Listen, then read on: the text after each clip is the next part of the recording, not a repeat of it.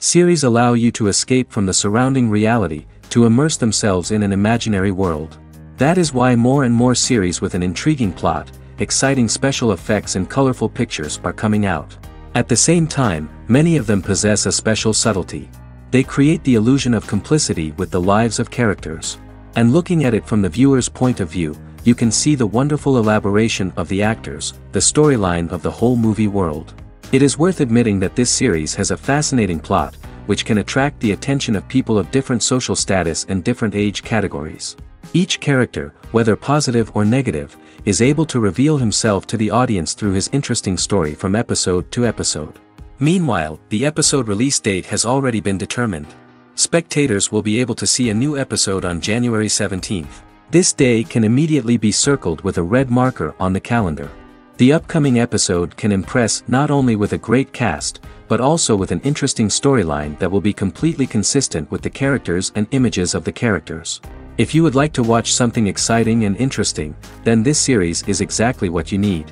The lingering hours until the premiere can be filled by watching other amazing series. But choosing a series to watch is not an easy thing to do. But don't despair, just follow our recommendations.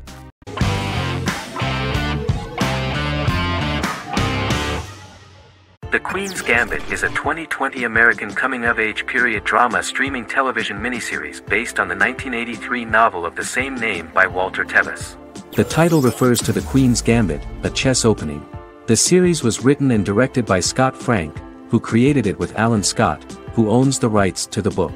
Beginning in the mid-1950s and proceeding into the 1960s, the story follows the life of Beth Harmon, a fictional chess prodigy on her rise to the top of the chess world while struggling with dependencies. Netflix released The Queen's Gambit on October 23, 2020.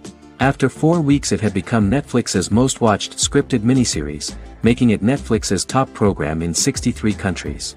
The series received critical acclaim, with particular praise for Taylor-Joy's performance, the cinematography, and production values. It also received a positive response from the chess community for its accurate depictions of high-level chess, and data suggests that it increased public interest in the game. The first episodes were immediately loved by millions of viewers. The plot was very intriguing. In 1950s Lexington, Kentucky, an 8-year-old Beth, having lost her mother in a car crash, is taken to an orphanage where she is taught chess by the building's custodian, Mr. Schabel. She quickly becomes a strong chess player due to her visualization skills. A few years later, Beth is adopted by childless suburban couple Alma and Alston Wheatley. As she adjusts to her new home, Beth enters a chess tournament and wins despite having no prior experience in competitive chess. Alma is initially resistant to Beth's interest in chess, but after Beth wins her first tournament, Alma is fully supportive of her adoptive daughter's sojourns to enter various chess competitions. With help from her oldest friend Jolene, whom she grew up with in the orphanage, she prepares for her biggest challenge yet, a major international chess tournament against the world's best players in Moscow. In October 2020, the series was the most watched show on Netflix in the United States. On November 23, 2020, Netflix announced that the series had been watched by 62 million households since its release. The series received praise from the chess community for its realistic portrayal of the game and players. Production designer Uli Hanisch developed the series sets to evoke the aesthetic of the 1950s and 1960s. Much of the series was filmed in Berlin because interiors found there could stand in for a large number of the show's locations, including Las Vegas, Cincinnati, Mexico City, Moscow, and Paris.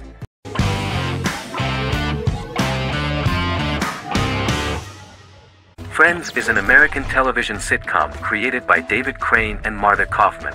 The show revolves around 6 friends in their 20s and 30s who live in Manhattan. Friends received acclaim throughout its run, becoming one of the most popular television shows of all time. The series was nominated for 62 Primetime Emmy Awards. Episodes depict the friends' comedic and romantic adventures and career issues. From 1994 to 2004, 10 seasons of the series were filmed. A total of 236 episodes. It was shown with great success in various countries of the world and gained many fans. At the beginning of the series, Rachel leaves her fiancé right at the altar and moves in with her high school friend Monica. After leaving her fiancé, Rachel decides to start an independent life and give up her father's money. Starting working as a waitress in a coffee shop, she is pursuing a career in the fashion world. The work of the screenwriters was also highly appreciated. Serious investment in this part of the work on the series has paid off. Characteristic of The Observed was the fact that its plot is timeless, although it is applicable to acceptable clear time frames that coincide with the time of filming. The political and cultural cataclysms of 1990 to 2000 do not appear in any way in the dialogues of the characters. The closure of Friends was not only the end of the last season of one of the highest-rated and commercially successful series in the United States, but also a turning point for the entire television. Experts talked about the end of an entire era of sitcoms, which was personified by the final episodes of Friends. The great series of 1980 to 1990 began to gradually fade into the past. According to experts, the series was originally aimed at a target audience from 18 to 49 years old. However, as the creators of the series noted, this was not a show for one generation, it was for everyone.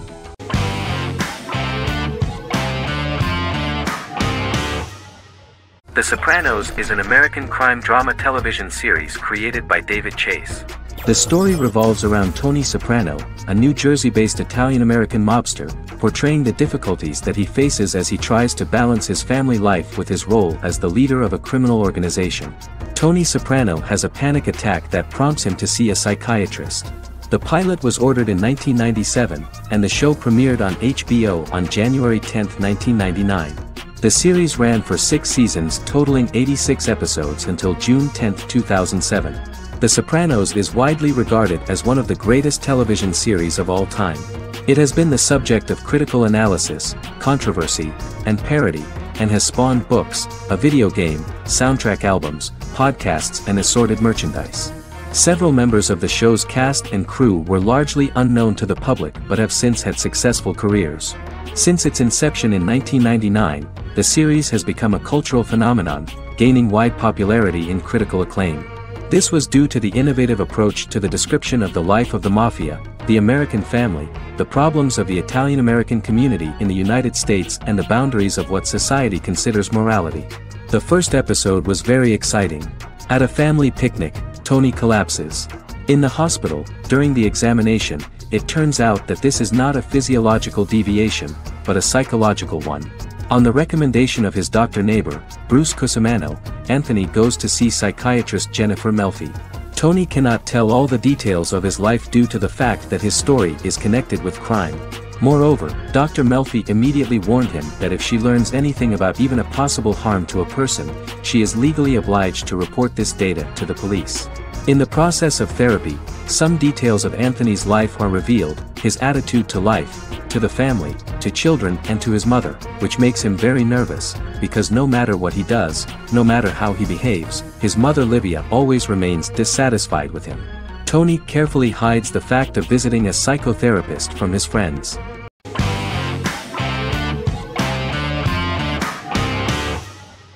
The Clone is a Brazilian drama telenovela created by Gloria Perez and directed by Jamie Monjardim. It was aired from October 1, 2001 to June 15, 2002, with 221 episodes. It also was an international success, selling in more than 90 countries. In the early 1980s, Rio de Janeiro, Brazil. Giovanna Antonelli as Jade, a young girl, is orphaned and has to go to Morocco where her uncle Ali lives. Thus, once she arrives in Morocco, she must learn all concomitant new traditions and customs, adjust to her new way of living, and face all the punishments she will be exposed to because of her conflicting personality in actions that go against her religion. Back in Rio, a well-off family, the Ferraz, go to vacation in Morocco. Twin brothers Lucas and Diogo Ferraz, along with Leonidas, their father, and Dr. Augusto Albiri, friend of the family and the twins' godfather who is a genetic scientist, visit Ali, a friend of Albiri's. There, Lucas and Jade meet for the first time, and they fall in love at first sight. The Clone aired in Brazil comprising 221 episodes, of variable duration. However, when syndicated and sold to other countries, the telenovela got the number of episodes enlarged to 250 and the duration fixed at 45 minutes. The Clone was a big hit, being aired in several countries all around the world. It was dubbed in several languages. The part of the telenovela dealing with Islamic customs and attitudes mixes traditions from diverse countries, rather than those of Morocco alone, and has been criticized for its inaccurate representation of these traditions, according to Barbosa.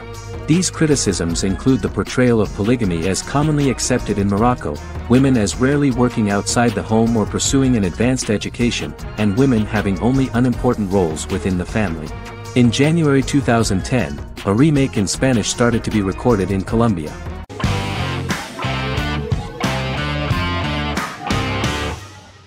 Bras Sick is a British comedy drama television series which premiered on Sky One on August 22, 2019 and became Sky's most successful comedy in 7 years.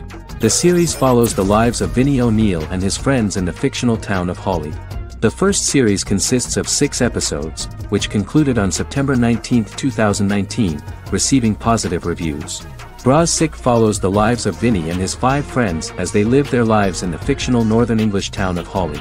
The working class group commit various crimes to keep money in their pockets, but as they get older some of them wonder if there's more to life away from the town. Lucy Mangan of The Guardian, reviewing the series, gave it 4 out of 5 stars, saying, "It is a hilarious, warm, brutal melange that works because it has heart without sentimentality and authenticity without strain." Creator and lead actor Joseph Gilgun has been praised for his performance as Vinnie O'Neill, with review aggregator website Rotten Tomatoes commenting, "Joseph Gilgun is wonderfully expressive as Vinnie, his volatile features continually scrunching together and apart like the top of a drawstring bag."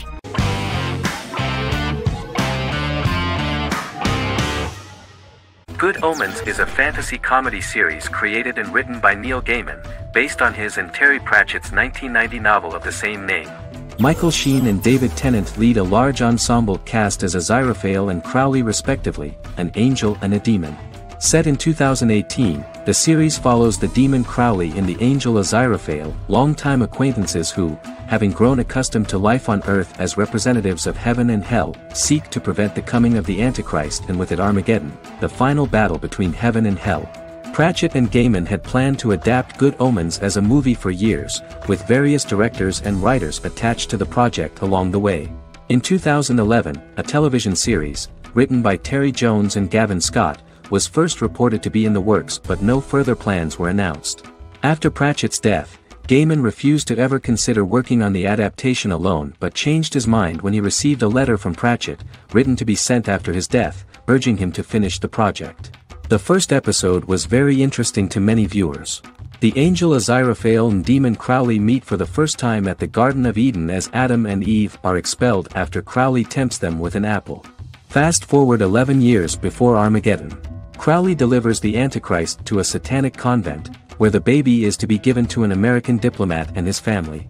However, a mix-up occurs and the Antichrist ends up with a middle-class English family, the Youngs.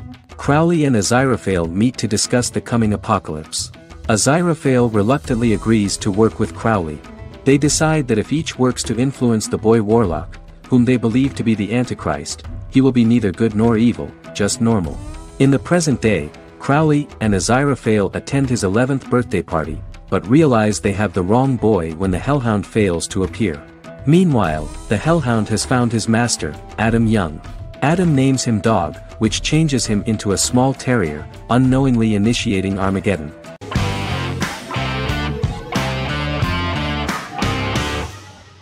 Jodha Akbar is an Indian fictional drama romantic television series aired from June 18, 2013 to August 7, 2015. Starring Raja Tokas and Pariti Sharma, it was a successful show with praises for its cast performances. Jodha Akbar is an epic drama that focuses on how the marriage policy brings the love of Jodha Bai and Akbar in a measure that has changed the destiny of India. This drama period also describes the wars of this time and the relations between the Mughals and Rajputs and how Jodha and Akbar face trials and tribulations to be together. The drama also focuses on the operating queens, courts, courtesans, ministers and their influence on the love story of Akbar and Jodha Bai. Finally, the show also portrays how Mughal Emperor Jalaluddin Muhammad acquires the title Akbar from the people of India. Jalaluddin Muhammad, a fearless warrior, son of Emperor Humayun and Hamida Banu Begum, became the emperor of the Mughal dynasty at a very young age. He is under the influence of Bairam Khan, his reagent, and Maham Anga, his foster mother. Bairam Khan has taught Jalal to be a ruthless and cruel ruler, and spread his rule by fear, conquer people by the sword. Jalal, following Bairam Khan's ideals, becomes a heartless and fearsome ruler, whom the people dislike. He wants to conquer the entire Hindustan, and presently, he is eyeing the golden Rajputana. Jodha Bai, Princess of Amber, daughter of Raja Barmal and Rani Mainavati, is a kind and intelligent young girl, who believes in ruling people's hearts and that rule is spread by love and togetherness, not by force. She decides to go to a faraway temple to offer prayers on her birthday, along with Modi Bai, her friend and aide. While offering prayers there, a band of Mughal soldiers come and start looting the jewelry of the goddess. When Modi Bai tries to stop them, they try to molest her. Angered at this, Jodha asks who could be so cruel as to rob people of their religions, to which a temple person replied Jalaluddin Muhammad. Jodha pledges to destroy Jalal and present his head in front of the goddess. The title of the series was criticized by members of the Kshatriya community as misleading, politically motivated historical revisionism that minimized Rajput history. The community protested against the series in Rajasthan, and alleged that if the name was not changed they would not let any Balaji Telefilms films to be released in the state.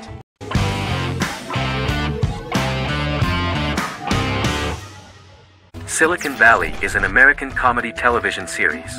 The series, a parody of Silicon Valley culture, focuses on Richard Hendricks, a programmer who founds a startup company called Pied Piper, and chronicles his struggles trying to maintain his company while facing competition from larger entities. Silicon Valley has received critical acclaim since its airing, with praise for its writing and humor. The show has been nominated for numerous accolades, including 5 consecutive Primetime Emmy Award nominations for Outstanding Comedy Series. The first episode introduces the viewer to an interesting plot. Richard Hendricks is a low-level programmer with futuristic internet giant Huoli. He is often taunted by his more successful work colleagues, and his ideas are dismissed by egotistical entrepreneur Erlich Bachman, who owns the tech development incubator where Richard lives with fellow programmers Nelson Bighetti, Bertram Guilfoyle and Dinesh Chugtai. However, when Huoli stumbles upon the music copyright service that Richard is working on, entitled Pied Piper, they discover that hidden within the useless application is the best file compression algorithm in the world, and news spreads quickly. Eventually Richard is caught between a $10 million buyout by Huoli CEO Gavin Belson, and a $200,000 investment from eccentric billionaire Peter Gregory. He must decide whether to give up his program to the highest bidder, or to take the investment and create a business out of it himself. After having a panic attack and vomiting, Richard runs into Peter's assistant Monica, who tells him that she believes in him and his idea. Richard decides to take the investment, and run the business himself. Co-creator and executive producer Mike Judge had worked in a Silicon Valley startup early in his career. In 1987, he was a programmer at Parallax, a company with about 40 employees. Judge disliked the company's culture and his colleagues and quit after less than 3 months, but the experience gave him the background to later create a show about the region's people and companies. Silicon Valley has received critical acclaim since its premiere. In January 2017, in an audience interaction by Bill Gates and Warren Buffett, Gates recounted the episode in Silicon Valley in which the protagonists try to pitch their product to various venture capitalists, saying it reminded him of his own experiences.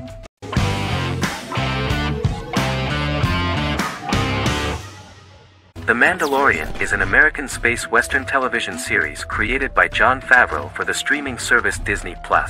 It is the first live-action series in the Star Wars franchise, beginning 5 years after the events of Return of the Jedi. It stars Pedro Pascal as the title character, a lone bounty hunter who goes on the run after being hired to retrieve the child.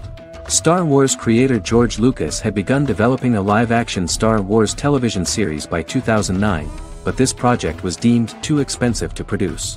He sold Lucasfilm to Disney in October 2012. Subsequently, work on a new Star Wars series began for Disney+. The Mandalorian premiered with the launch of Disney+ on November 12, 2019. The 8-episode first season was met with positive reviews, was nominated for Outstanding Drama Series, and won 7 Primetime Creative Arts Emmy Awards. And the first episode was just great. The episode stars Pedro Pascal as the Mandalorian, a lone bounty hunter who is given a mission by the mysterious client. The episode won 2 Primetime Emmy Awards.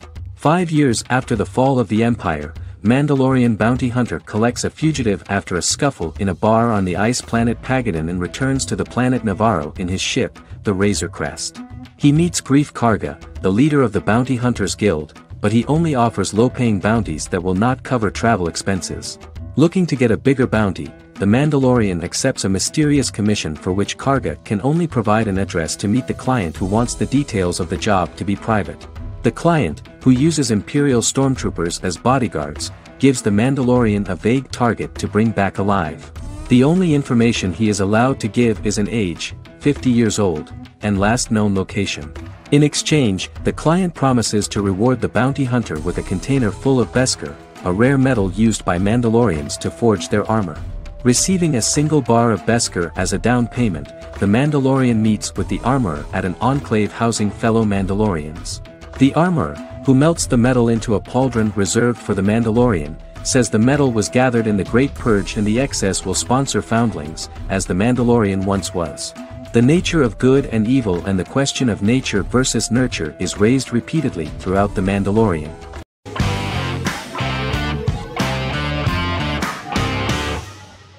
Miracle Workers is an American anthology comedy television series created by Simon Rich. It is based on Rich's writings, with each season being based on a different work. Miracle Workers premiered on February 12, 2019, with its 7-episode first season. The first season follows Craig, a low-level angel responsible for handling all of humanity's prayers, and Eliza, a recent transfer from the Department of Dirt. Their boss, God, has pretty much checked out to focus on his favorite hobbies. To prevent Earth's destruction, Craig and Eliza must achieve their most impossible miracle to date. Alongside the initial series order announcement, it was confirmed that Daniel Radcliffe and Owen Wilson would star in the series. Simon Rich back when he wrote the book had high hopes that someday it would be filmed, but no one seriously believed that anyone would be able to recreate such a huge world on the screen. Daniel Radcliffe was a fan of the books even before the adaptation and was one of the first to join the cast of the series. At the same time, Simon greatly admired Daniel as an actor. Radcliffe is also an excellent producer. He helped the project in every way and took a lot of different creative decisions, from finding designers to the choice of the cast. In the early stages of script development, Owen Wilson was in the cast. But after the actor saw the final drafts of the script, his opinion disagreed with the screenwriters about his character. So he was replaced by Steve Buscemi. The idea of the creators was that God was flawed and vulnerable, just like the people he created. They wanted to see a character who is sometimes reckless and irrational. That's the kind of God Steve would play.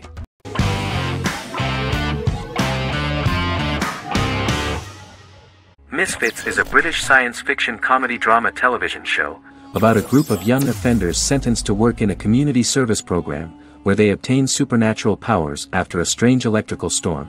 The show premiered on November 12, 2009 and concluded on December 11, 2013 in its 5th season.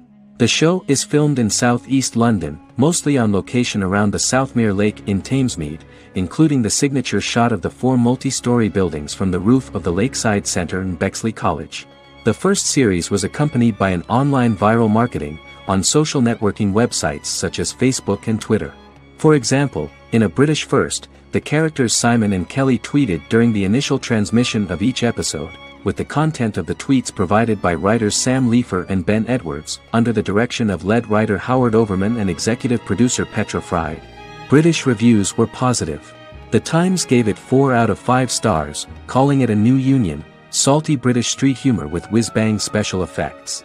The Irish media were also impressed with the show.